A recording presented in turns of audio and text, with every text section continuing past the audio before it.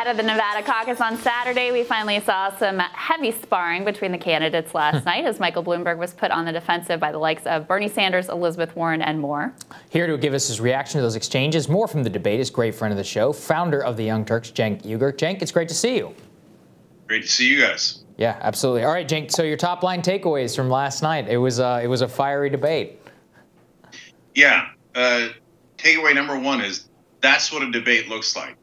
You're supposed to air your differences. Boy, did they air them. Thank you. Thank you. That's how you do it. So don't listen to the media and all the establishment Democrats who say, no, be civil to one another. Don't let anyone know why they should vote for you. No, let everybody know. Takeaway number two, Elizabeth Warren came with a 2x4. She crushed, clearly won the debate. Takeaway number three, Mike Bloomberg's campaign might have ended last night. Man, they obliterated him. Warren was the toughest on him, but Sanders, Biden, everybody did a pile on, and he looked woefully underprepared. Apparently, $60 billion can't buy you a clue.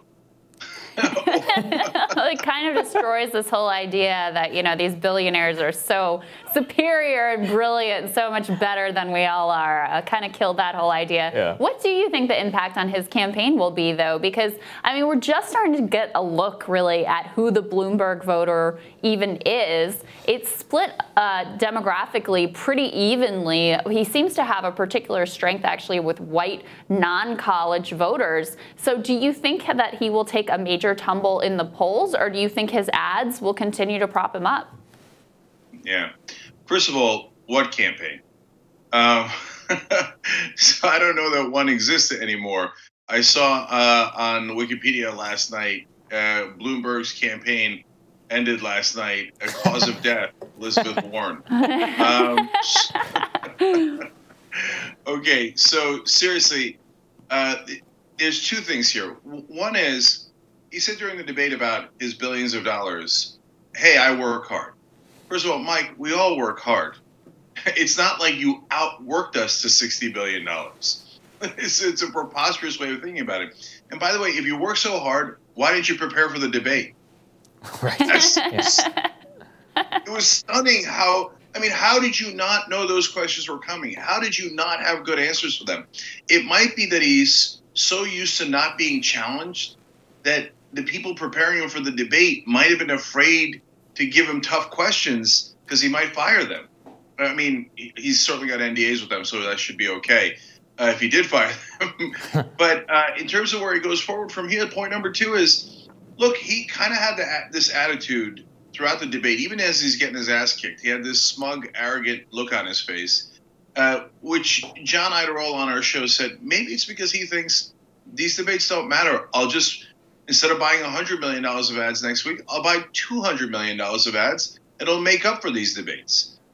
You know, I don't think that's true because the presidential debates have too much free media.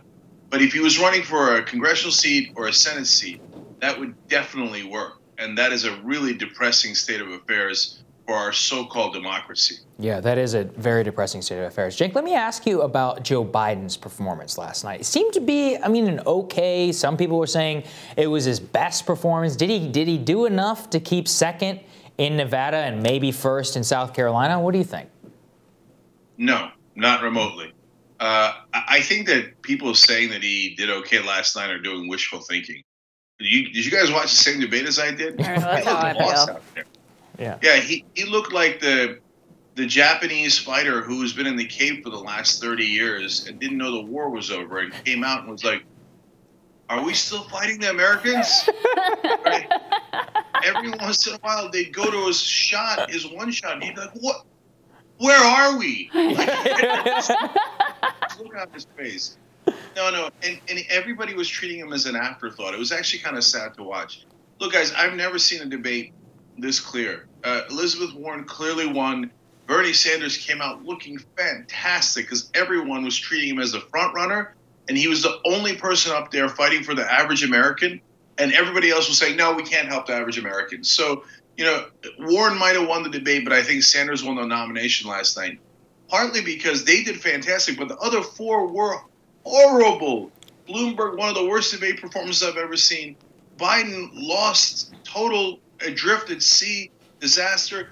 And then Klobuchar and Buttigieg looked like they were at the kids' table, kicking each other under the table, going, no, Mommy, he did it, no, she did it. It was just, it looked like they had no chance at all. That's why by the end they were like, oh, by the way, none of us believe in democracy. And if Bernie Sanders is the most votes, we will not give him the nomination. Yeah, saw that one coming a mile away. Who do you think, though, that Bernie's top rival is at this point? Look, I can't help but be super excited after that debate. I didn't see any rivals out there. They just all eliminated themselves. So by a process of elimination, wow, it looks like Elizabeth Warren's going to come back into second place. So I'll call it right now.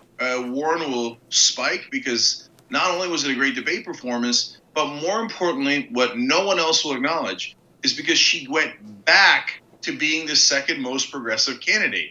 And obviously so. She kept tweaking Bernie throughout the debate, but she obliterated the rest because she came at it from, again, her winning strategy from back in the day before the establishment hacks took over her campaign. She approached all the questions from a very progressive point of view. So she will go back into second place. And then, oh my God, the top two choices are the most progressive guy we've ever had in our lives and the second most progressive senator.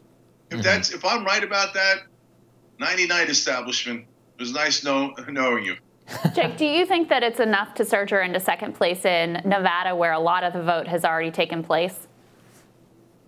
Look, that's too hard to know, to be honest, because each one of these states, there's so many vagaries of how they vote, et cetera, caucus primary, when the voting begin. You know, how many unions are going to come in with blowtorches and lead pipes? Which direction are they going to go? So they're a bit of a mess. I'm looking at the macro picture. In the macro picture, I think Warren pulls in the second. Does she do that in enough time for Nevada or even South Carolina? I'm not sure. But right now, I can't imagine Biden or Bloomberg or Buttigieg or Klobuchar surging. They were just embarrassing last night. Yeah, I think you're right about that. All right, thank you so much, Cenk. Great to have you. No problem. All right, Crystal and I share a few more thoughts on the Nevada debate. That's next.